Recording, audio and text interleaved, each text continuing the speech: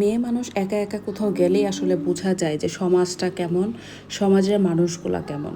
আমি সবার কথা বলছি না, কিছু কিছু মানুষের কথা বলছি। আমি বেশিরভাগ সময় দেখা যায় আমি আমার পরিবারের সাথে বাহিরে যাই, খুব কম সময় একা বাহিরে যাই।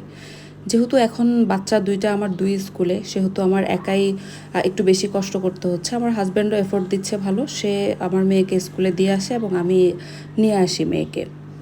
আমি আপনাদের সাথে একটা গল্প শেয়ার করব, আসলে এটা গল্প না, এটা আমার সাথে গতকাল ঘটে যাওয়া একটা সত্যি ঘটনা। আমাদের সমাজে এখনও যে এই ধরনের পুরুষ মানুষ আছে, এটা আমি ভাবতেও আমার জানি কেমন লাগে।